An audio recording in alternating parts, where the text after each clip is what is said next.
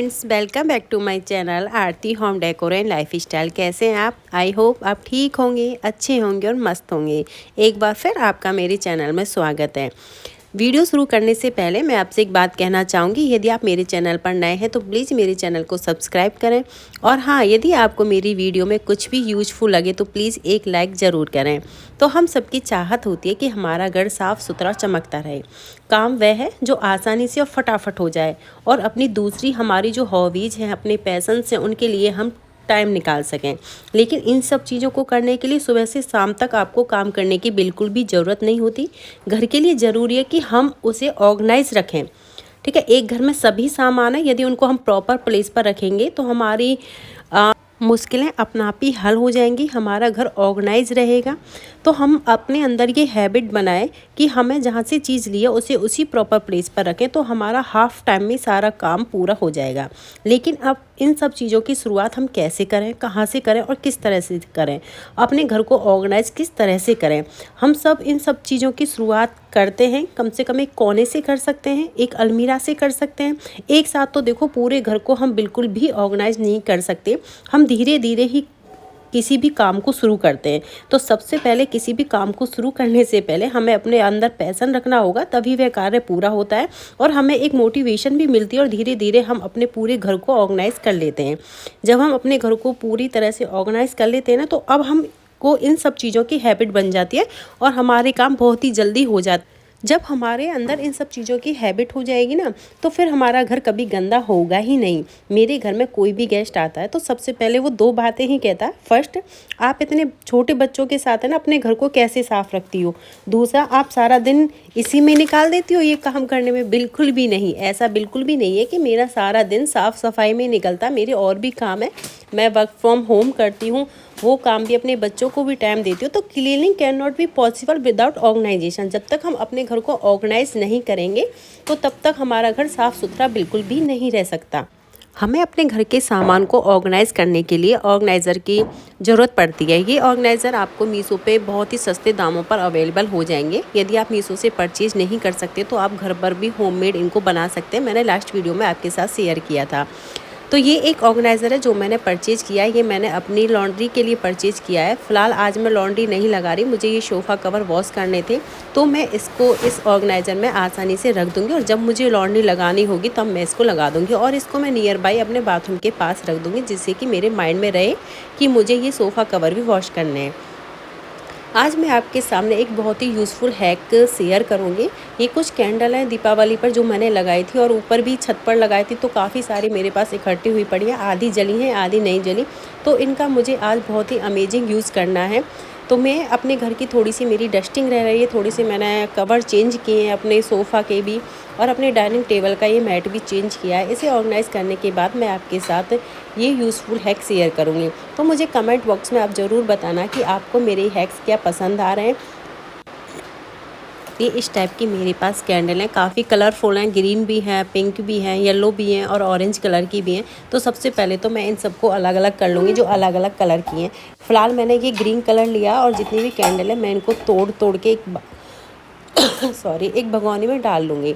ठीक है, उसके बाद इसका जो थ्रेड होता है ना, जो बीच में धागा रहता है, उसे हमें अपने पास सेफ रखना है, और बाकी के विदाउट थ्रेड इनको हम अच्छे से तोड़ तोड़ के भगोनी में डालेंगे, जिससे कि ये ईजिली है ना मेल्ट हो जाए।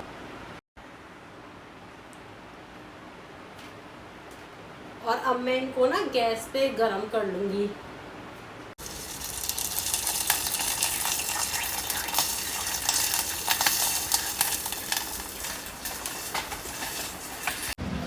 इन कैंडल्स को मेल्ट करने में मुझे ओनली 2 मिनट्स लगे, और ये वो थ्रेड है जो मैंने कैंडल में से निकाला था। इसे मुझे 20 सेंटर में ना रखना है, और एक मैंने ये कैप लिया है जिससे कि ये 20 सेंटर में थ्रेड रहे, और ये इसके अंदर डूबे ना, इसमें मैंने इसको राउंड लगा के छोड़ दिया। अब मेरा ये ग्रीन कलर है, कैंडल का मॉम है, इसको मैं इसमें फिल कर दूँगी, और ये इजीली हो जाएगा। कोई ज़्यादा मुश्किल नहीं है, डिफ़िकल्ट काम ये बिल्कुल भी नहीं है। और इस काम को करने में मुश्किल से मुझे 5 मिनट लगे, लेकिन इसके बाद जो रिज़ल्ट आएगा ना, वो एकदम अमेजिंग रिज़ल्ट होगा। और इसे ना पूरा फिल नहीं करना है, क्योंकि फिर वो लुक नहीं आएगा। इसे हमें हाफ़ ही रखना है, जिससे कि हम इस कैंडल को जलाएं, और फिर वो हमें जो बाती है ना वो जलती हुई दिखाई देगी तो ज़्यादा बेटर लगेगी। तो मैंने आज ये 3 तरह की कैंडल बनाई। एक पिंक है, एक पैरेट कलर है और एक ग्रीन कलर की कैंडल है।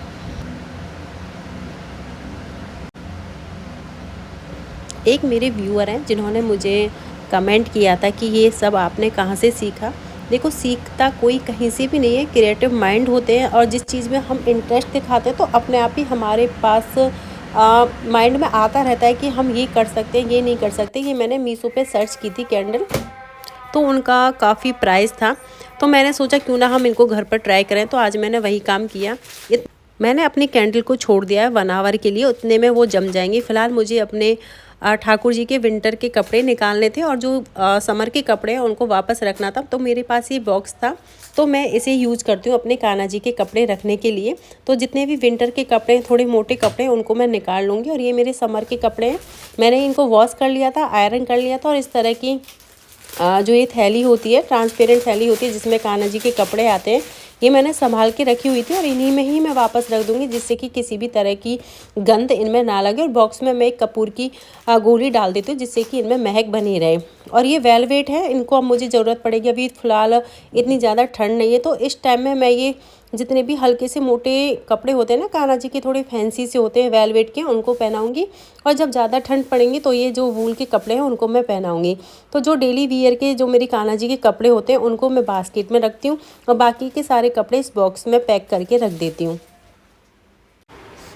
मैं अपनी बैंगल्स को अरेंज करने के लिए, ऑर्गेनाइज़ करने के लिए इस प्रकार के, ऑर्गेनाइज़र नहीं कह सकते इसे हम, ये मेरे पास इसमें बाउल का एक सेट आया था, तो मैंने इसी को ही यूज़ किया है अपनी बैंगल्स को ऑर्गेनाइज़ करने के लिए। क्योंकि ये बैंगल्स हैं, इनकी हमें बहुत ही कम नीड पड़ती है इनको पहनने की।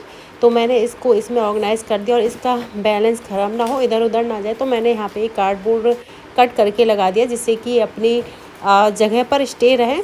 और एक मेरे पास ये वाला बैंगल बॉक्स था, ये काफ़ी पुराना है, ओल्ड है, लेकिन अभी मैंने इसी में ही इनको सेट कर रखा है।